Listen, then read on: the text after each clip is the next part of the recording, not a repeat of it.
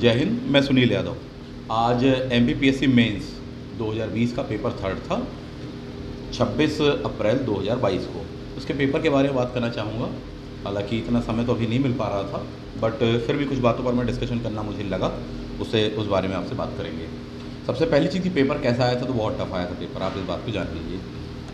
आज के पेपर को जिस तरह से देखा जाए तो ये है कि ऐसा लग रहा था 50% IAS का पेपर है, बल्कि और 60-70%, और बाकी आप 40% कह सकते हो कि हाँ MPPSC मेंस का पेपर है।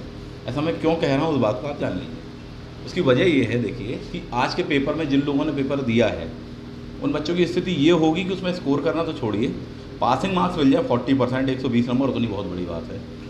कुछ और भी महत्वपूर्ण बिंदु, अभी 3 पेपर आपके होना बाकी है। आज का पेपर कई लोगों का उतना अच्छा नहीं गया होगा साहब, तो उसके कारण एक दिमाग में तनाव आ रहा होगा। एग्जामिनेशन हॉल में आप देख रहे होंगे कि हाँ अटेंडेंस कम हो रही होगी बच्चों की, अर्थात पहले 20 बच्चे दे रहे थे, पता चला 18 हो गए, 18 से 16 हो गए। हो सकता है कि चौथे पेपर आते आते एक आध दो बच्चे और भी कम हो जाए। आपका नाम उसमें शामिल ना हो, उसके कारण मैं ये वीडियो बना रहा हूँ, ठीक, और कुछ समाधान में बताने वाला हूँ। पहली बात तो पेपर टफ था, तो सभी के लिए टफ था, ज़्यादा आपको टेंशन लेने की ज़रूरत नहीं है। जब भी पेपर इस तरीके का टफ आए तो अब क्या करें भाई, आ ही गया पेपर, जो पढ़ कर गए तो उस टाइप से नहीं आया। हमने जो नोट्स प्रोवाइड किए थे उसमें से 70, 80, 90% तक इनडायरेक्ट वे में पेपर आया है। करंट तो कोई भी कवर नहीं कर सकता है नोट्स में, करंट के लिए आपको अलग से ही पढ़ना चाहिए। पर ये बहुत सफलता की बात रही कि हमारे नोट्स में से बहुत अच्छा पेपर बना। जिन बच्चों ने लिए थे उन सभी का जो फीडबैक आया वो ये कहा कि बोले सर बना पेपर हमसे, और हम अच्छे से लिख पाए, टू द पॉइंट था आपका नोट्स। चलिए अब ये स्वरूप रहा है, आपने 10 जगह से पढ़ा हुआ था, ठीक है, जैसा भी है। आज का पेपर था tough overall.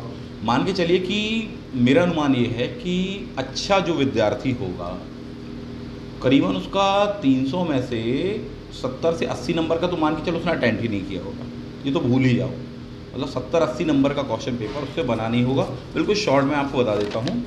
For example, question number 1 उसमें 30 क्वेश्चन दिए। अच्छा, इसमें पार्ट ए और बी नहीं था, है ना। क्वेश्चन नंबर 1 में 30 क्वेश्चन थे, क्वेश्चन नंबर बी यानी कि 2 नंबर पर अगेन 20 क्वेश्चन थे, और 3 वाले पर हम देखेंगे तो आपको 10 क्वेश्चन दिए गए थे, यानी 200 शब्दों में लिखने वाले। क्वेश्चन नंबर 1 जिसमें कि आपको 30 प्रश्न दिए गए हैं, उन 30 प्रश्नों में से तो मैक्सिमम से आर्कोज नहीं बना होगा, पहली बात।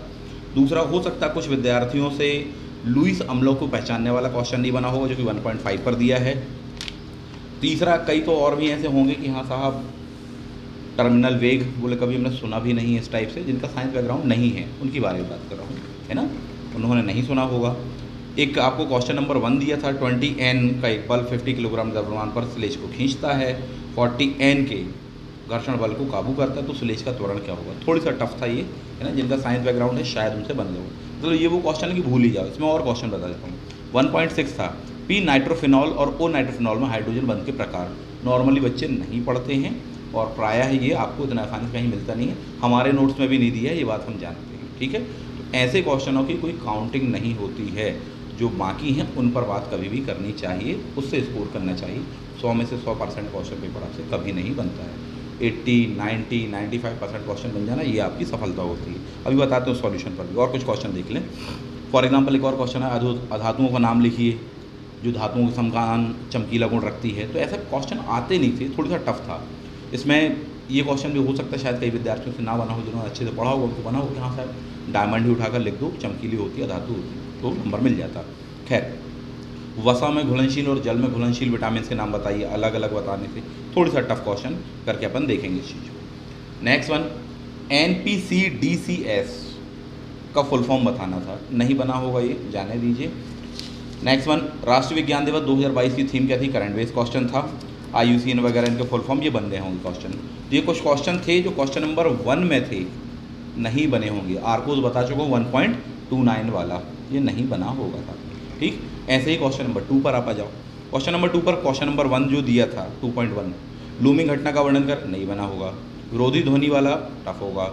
हुड का अधिकतम बहुलता नियम नहीं बना होगा साहब, ठीक। समसूत्री कोशिका विभाजन थोड़ी सा टफ होता है, जिन्होंने अध्ययन करके गए होंगे, रिवीजन किया होगा अध्ययन के साथ में, उनसे बना होगा। बाकी प्रथम पीढ़ी कंप्यूटर ये सब बन गया होगा। एक सिक्के वाला क्वेश्चन आया था, थोड़ी सा टफ था, ट्रिकी था, जिन्होंने प्रैक्टिस की होगी बना होगा।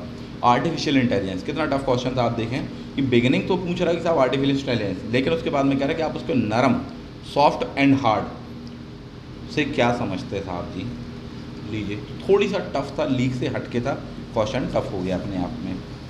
नेक्स्ट बना जाते हैं। अब 6% में अंतर, आसान क्वेश्चन था। क्वेश्चन नंबर 3 पर आ जाइए।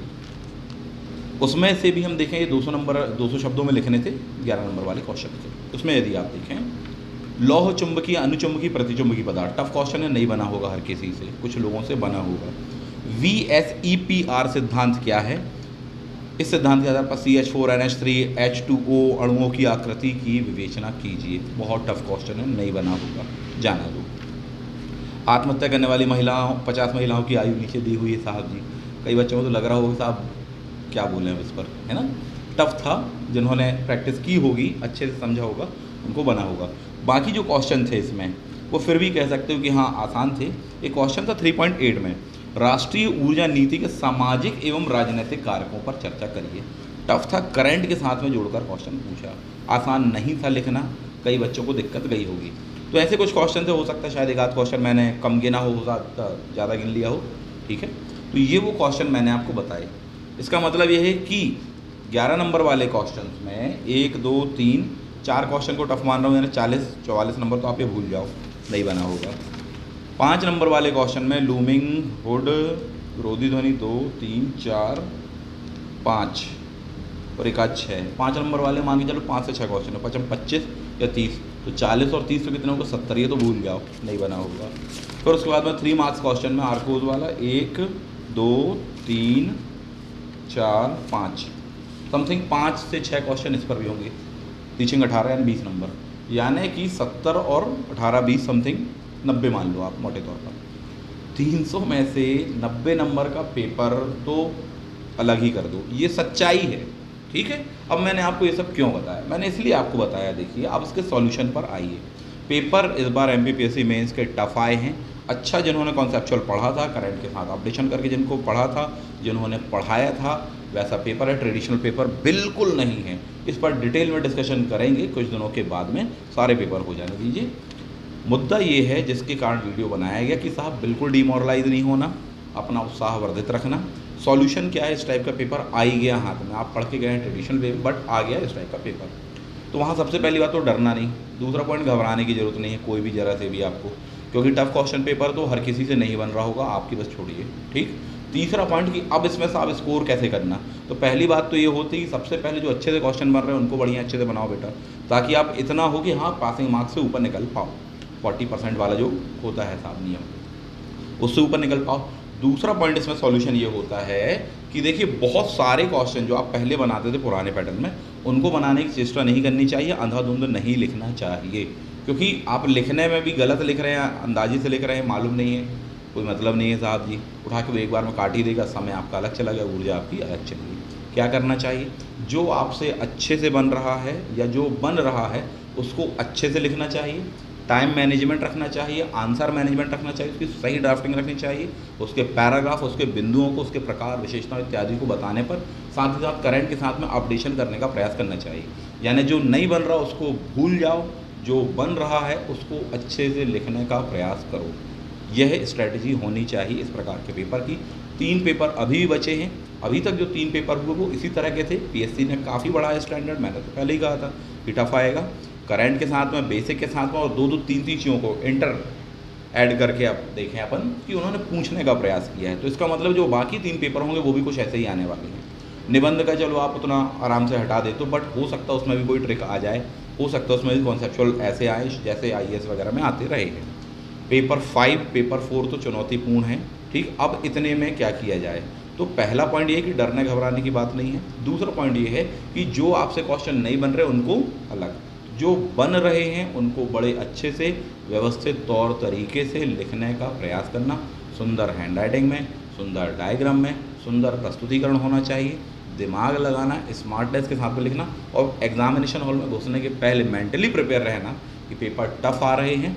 वहाँ पर आपको ना केवल अपने ज्ञान से बल्कि अपनी व्यक्तिगत योग्यता, अपने प्रेजेंट ऑफ माइंड, अपने कॉमन सेंस और अपनी जो कलात्मक अभिव्यक्ति है उसके माध्यम से, और जो आपने इतना कुछ पढ़ के रखा जिसका भले आपने रिवीजन किया हो अथवा ना किया हो, उन सभी को एक साथ संपूर्ण शक्तियों का उपयोग करना पड़ेगा आपको वहाँ पर, तब जाकर आप इस पेपर को बना पाएंगे, अन्यथा बड़ी दिक्कत होने वाली है।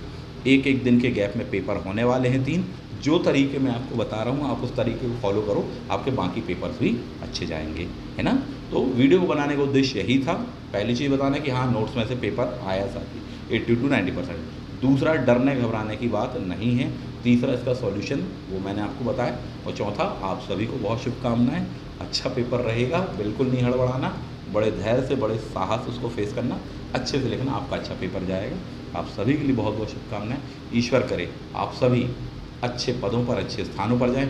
कोई इस बार चला जाए, कोई अगली बार चले जाए, बिल्कुल मेहनत अपनी जारी रखना, अपना प्रयास जारी रखना, निश्चित रूप से आपको सफलता मिलेगी। ईश्वर का आशीर्वाद आपके साथ में है। मिलते हैं अगले वीडियो में, इसकी सीरीज़ पर भी बात करेंगे और भी जो बाकी पेपर्स हैं उनको एक एक करके डिटेल में बताएंगे, है ना।